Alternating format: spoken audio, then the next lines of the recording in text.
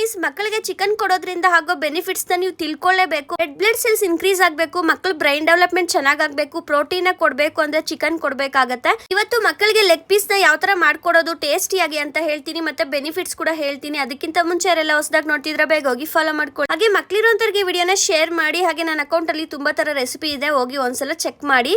ಈಗ ಫಸ್ಟ್ ಗೆ ಒಂದ್ ಲೆಗ್ ಪೀಸ್ ನ ತಗೊಂಡು ಚೆನ್ನಾಗಿ ತೊಳೆದಿಟ್ಕೊಂಡು ಇವಾಗ ಒಂದು ಕುಕ್ಕರ್ ಇಟ್ಕೊಂಡು ಅದಕ್ಕೆ 1 ಟೇಬಲ್ ಸ್ಪೂನ್ ಅಷ್ಟು ತುಪ್ಪನ ಹಾಕಿ ಸ್ವಲ್ಪ ಈರುಳ್ಳಿನ ಕಟ್ ಮಾಡಿ ಹಾಕಿ ಅದಕ್ಕೆ ಒಂದ್ ಸ್ವಲ್ಪ ಶುಂಠಿ ಬೆಳ್ಳುಳ್ಳಿ ಪೇಸ್ಟ್ ಕೂಡ ಹಾಕ್ತಾ ಇದ್ದೀನಿ. ಮನೇಲೆ ಮಾಡ್ಕೊಂಡಿರೋ ಅಂತದ್ದು, ಜಾಸ್ತಿ ಹಾಕಕ್ ಹೋಗ್ಬಿಡಿ, ಸ್ವಲ್ಪ ಹಾಕಿದ್ರೆ ಸಾಕು ಟೇಸ್ಟಿಗೆ.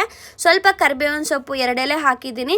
ಅದನ್ನ ಲೈಟ್ ಆಗಿ ಫ್ರೈ ಮಾಡ್ಕೊಳ್ಳಿ. ಶುಂಠಿ ಬೆಳ್ಳುಳ್ಳಿ ಸ್ವಲ್ಪ ಹಸಿ ಸ್ಮೆಲ್ ಹೋಗೋವರೆಗೂ ಸ್ವಲ್ಪ ಲೈಟ್ ಆಗಿ ಫ್ರೈ ಮಾಡಿ ಆದ್ಮೇಲೆ ಲೆಗ್ ಪೀಸ್ ನ ಚೆನ್ನಾಗಿ ತೊಳೆದು ಇವಾಗ ಈ ತರ ಸೇರಿಸ್ಕೊಂಡು ಲೈಟ್ ಆಗಿ ಫ್ರೈ ಮಾಡ್ಕೊಳ್ಳಿ. ಚಿಕನ್ ಮಕ್ಕಳು ಕೊಡೋದ್ರಿಂದ ಬ್ಲಡ್ ಇನ್ಕ್ರೀಸ್ ಆಗೋದ್ರ ಜೊತೆಗೆ ಅವರು ಬೋನ್ಸ್ ಕೂಡ ಚೆನ್ನಾಗಿ ಡೆವಲಪ್ಮೆಂಟ್ ಆಗುತ್ತೆ, ಬ್ರೈನ್ ಡೆವಲಪ್ಮೆಂಟ್ ಆಗುತ್ತೆ, ಮತ್ತೆ ಪ್ರೋಟೀನ್ ಕೂಡ ಇರೋದ್ರಿಂದ ಮಕ್ಕಳು ಓವರ್ ಆಲ್ ಬೆಳವಣಿಗೆಗೆ ತುಂಬಾನೇ ಒಳ್ಳೇದು.